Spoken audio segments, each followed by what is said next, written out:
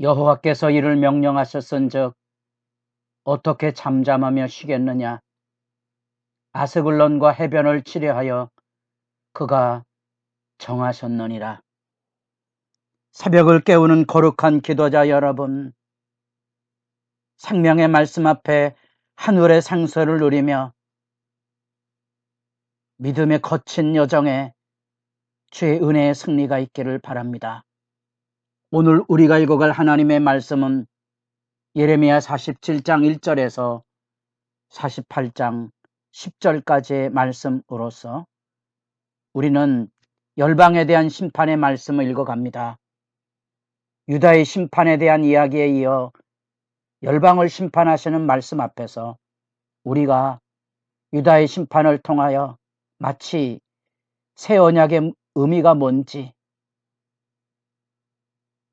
오직 새 언약으로만 죄를 이길 수 있고 하나님의 백성으로서의 성실함을 지킬 수 있음을 생각하며, 그것이 과거의 이야기가 아닌 오늘 우리의 눈을 뽑아낼 만큼, 우리의 손발을 잘라낸 만큼 죄와의 영적인 경건 싸움으로서의 의미를 기억해야 한다 그랬습니다. 뜻밖의 열방 심판은 우리에게 받아들이기 어려운 상황이죠. 유대 역사도 익숙하지 않은데 유다를 둘러싼 열방에 대한 심판, 이게 무슨 의미가 있지 하고 궁금해 하실 겁니다. 그 대표적인 학자의 그 열방 심판에 대한 분석은 우리에게 나름대로 소중한 실마리를 우리에게 들려주고 있습니다. 김창대 교수의 저술에 나와 있는 열방 심판에 대한 구조 분석입니다. 열방 심판은 바로 애굽과 바벨론에 대한 심판으로 이어지게 되고, 그 중심에는 이렇게 에돔의 교만과 바벨론의 심판 도구로 이어지는 심판의 의미가 여기 들려지게 됩니다. 다시 말하면 자기 백성을 심판하러 끝나는 게 아니고 그 자기 백성을 괴롭혔던 주변의 국가들에 대한 완전한 심판을 선포함으로써 공의로우신 하나님과 더불어 자기 백성을 향한 하나님의 안타까운 눈물을 기억하게 하는 단락입니다. 내 자식만 때린 게 아닙니다. 내 자식은 바로 이 회초리들로 때린 거지요. 이 회초리들을 가만두겠습니까? 부러뜨려야 되지 않겠습니까? 그게 열방 심판의 중요한 의미입니다. 하나님의 백성이 하나님과 약속을 지키지 못하고 다시 애굽으로, 옛날로 다시 돌아가 버렸고, 이제 하나님의 새로운 구원 역사가 시작이 되는데, 그 하나님의 백성을 진멸시키고 괴롭혔던 주변 국가에 대한 심판을 선포하고, 우리가 유다의 심판에서 보았던 것처럼 레갑 족속이 그러하고 에벤멜렉이 그러하고, 그리고 바룩을 향한 하나님의 구원의 열심을 기억하십시오. 내 생명은 노량물처럼 건짐이 될 것이다. 이 심판의 와중 중에 남은 자들을 구원해내시라는 하나님의 열심이 있고, 그 하나님의 열심이 이제 그리스도로 이루어지는 구원사의 놀라운 전환점이 되고 있는 거죠. 이방 국가에 대한 예레미야 예언이 그렇습니다. 애굽에서 이제 블레셋 그리고 모압으로 이어지는 단락을 지금 우리가 읽어가고 있습니다. 애굽과 바벨론을 이해해야 이 주변 국가도 이해하게 되고, 블레셋과 이제 모압 암몬이 이어지는데, 이 블레셋을 이해하려면 이스라엘 백성이 애굽에서 하나님의 인도하심을 받아 약속의 땅 가나안 땅으로 이렇게 들어올 때 이 모압 암몬이 동쪽의 거침돌 역할을 했다면, 이 흔히 갑돌로 알려진 해양 민족으로서의 블레셋이 애굽으로 내려왔다가 이 블레셋으로 옮겨온다는 학설이 있고요. 저 북방으로 이렇게 블레셋 족속이 내려왔다는 학설이 있습니다. 여하튼 이스라엘 백성이 약속의 땅에 들어올 때 이들이 바로 동쪽의 걸림돌이었고 이들이 바로 이 서쪽의 걸림돌이었다는 거지요. 하나님의 응징이 여기 하나님의 심판 속에서 자기 백성을 괴롭힌 역사적인 이 국가에 대한 공의로운 심판이 들려지고 있는 겁니다.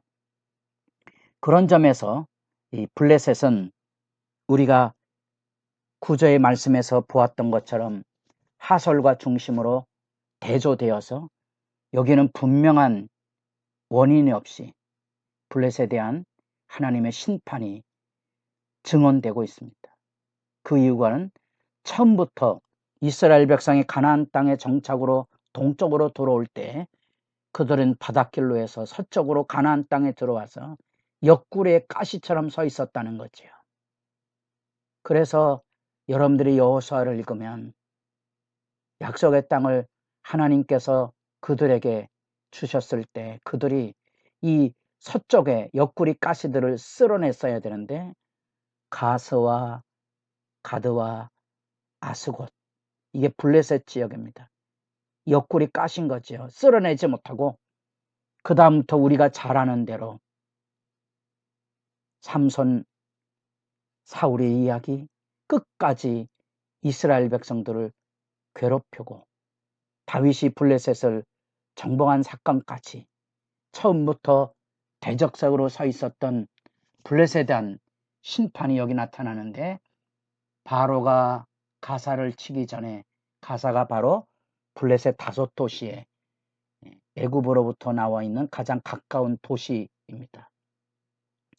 그런 점에서 이제 여러분들이 이 예레미야의 시점에서 보는 이스라엘 백성의 멸망의 국제 정세는 저 북쪽의 바벨론 세력과 남쪽의 애굽 세력의 국제적인 전쟁의 와중에 이스라엘 백성이 가나안 땅에 서 있었습니다.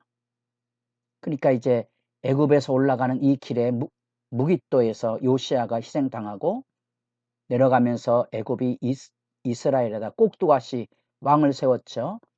여호아하스, 여호야김, 기억나셔야 돼요. 여호야김. 그리고 이제 북방에 바벨론 세력에 내려와서 지배할 때 이 여호야김 이 지배 안에 침략을 해와서 무너뜨리고 여호야긴을 세우고 시드기야를 세우죠. 시드기야 기억하셔야 되겠습니다. 그